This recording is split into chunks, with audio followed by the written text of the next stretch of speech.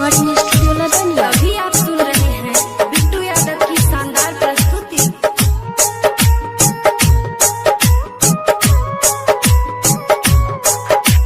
Music director DJ मुन्ना राज, खिटकी बजाए मधुबनी।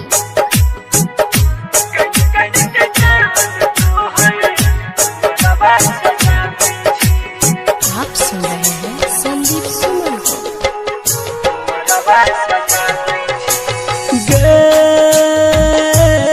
जान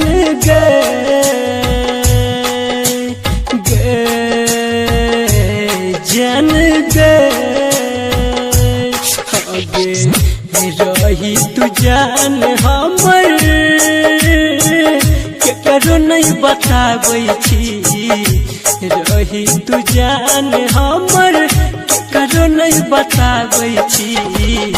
कन कन के जान तोहर मोरबा सजाबै छी। कन कन के जान तोहर मोरबा सजाबै छी। रही तू जान हमर केकरो नहीं बताबै छी। रही तू जान हमर केकरो नहीं बताबै छी। कन कन के जान तोहर मोरबा सजाबै छी। कन कन के जान तोहर मोरबा सजाबै छी।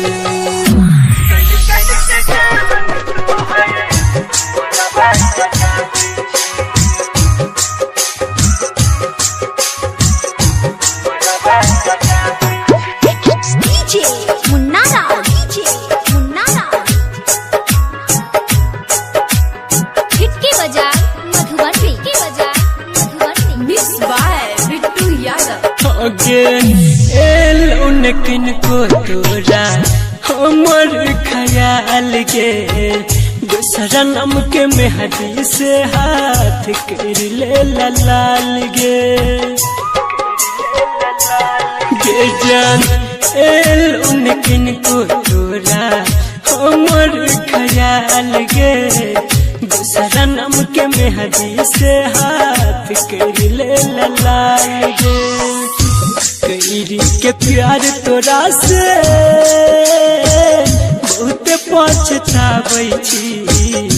कैरी के प्यार तोरा से बहुत पछताबै छी। कन कन के जान तोहर मोरबा सजाबै छी।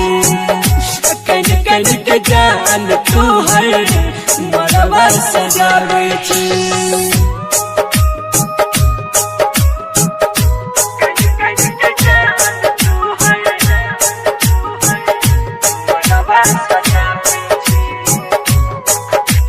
म्यूजिक डायरेक्टर डीजे मुन्ना राज, खिटकी बजाए मधुबनी।